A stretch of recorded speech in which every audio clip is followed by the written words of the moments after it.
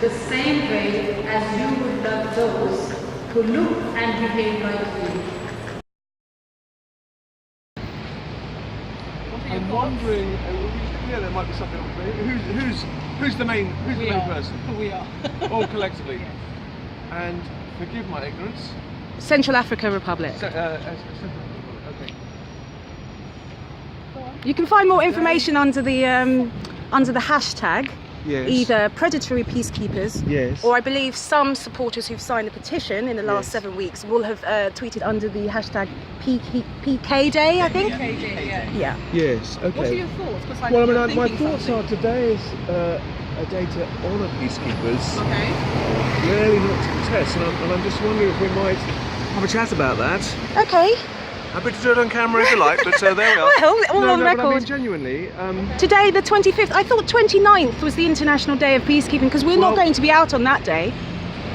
today is the day we're honouring peacekeepers, and I think today is not really so it's my view and our view that it shouldn't be a day of protest. Now, this has been mentioned in here this morning. I'm aware there's an email been sent around, which might have come from yourselves. I don't know. No, I don't believe. about Perhaps that. it was the Code Blue campaign. I'm not sure. Oh, no, because they've absolutely said that they don't want to protest No, today. no. because, Maybe they sent one saying that they don't want to protest. I'm not sure. What was the content of the email? Perhaps you could forward it to me at samantha.asamadu@gmail.com. Well, if you write that down for me, or I'll write that down, that's Perfect. great. But very genuinely, I think what we're trying to do today, or my discussion with you, is it's a day to honour people, not to protest. And I'm wondering if we might come to, if you wanted to speak to people about this. For example, we've just had Dara in there speaking about this very subject, because it is something that's being raised. It's quite right that it should be raised. Oh gosh, I didn't know it was on the agenda, because I did have a look. It's part of the agenda, and Oh, it was fantastic. mentioned on the introduction, it was mentioned now in the first, whatever it is. So again, what I'm trying to emphasise. on the agenda. Well, it's part of it, because we recognise it's a subject we need to address. I think that. But what we're trying to do here, or what perhaps I'm trying to do with all of you, Yeah, of course. is say that this is a day to honour people. I used to be a Okay, I peacekeeper understand, myself. but like surely like, so we should honour, like, you know, in the same branch as honouring peacekeepers, we should also honour those who are being supposedly protected by peacekeepers. well, Because the concern here, our and concern here is erasure. Because you're talking about honouring peacekeepers. Yes. Our protest or our campaign is highlighting the often ignored abuses of peacekeepers on their foreign missions. So we appreciate that peacekeepers should be honoured. However, we also need to highlight the negative activities that And you even more, exposed to. That's and what it is. and even more so, do you not believe the people that have abused, and we're not saying it's many, that they are dishonouring the people that have died? 100 peacekeepers have died this year. I think it's a shame that the only people that did come to whistleblow about it were prosecuted. He's only been exonerated this year. Don't you think that whole case has stopped other peacekeepers, people who are on the ground, not being able to talk to their to whistleblow, to say that this is happening? Because I assure you that the majority of peacekeepers do not abuse and rape and exploit young African girls and boys and women. No, absolutely. I absolutely am sure of that. However, there is some. They are neither prosecuted, they go on to further missions. And for me and for all of us here, we've come today to honour the peacekeepers and hope that they will come forward and tell about the ones that are abusing.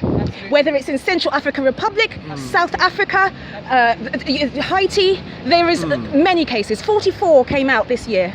Just. Right. And would you perhaps not think that the mere fact that these things have come out is quite useful, and the mere fact that we're bringing this up at the conference today, and it's been discussed, whereby who prosecutes these people, and they should be prosecuted, because it can't and shouldn't be within the particular units that are going there, because they're obviously biased, and they obviously just want to fly people home and keep it all quiet. I understand where you're coming from, and I actually do yes. very much appreciate some accord.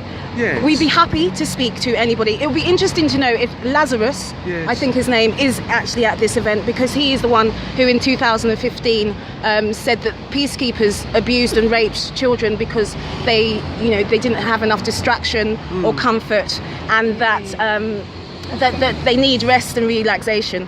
So it'll be great to meet him if he's here. I mean, I know Ban Ki-moon went on then to deny this and distance himself at least from that. You're not satisfied with the action being taken to try and investigate what happened and prevent it from happening again? No, we're not satisfied. That's why we started the petition 7 weeks ago regarding it. What satisfies you about the action you are taking, and what do you think we could do better? It needs to be more proactive. Yeah, I mean, the first case that's documented was in 1993 in Somalia, where Canadian peacekeepers abused and then murdered a young boy. Since then, there has been abuses in numerous countries. This year, there's been 44 cases reported that the UN have transparently said that have been reported. Before that, however, there was cases in Central African Republic, obviously CAR in 2014 and 2015, something that a campaign highlighted, that there were 98 cases. These actually were mostly French troops of the Sangaris troop in France. Since then, President Hollande went on to say that he will not have France be embroiled in this, that he denies.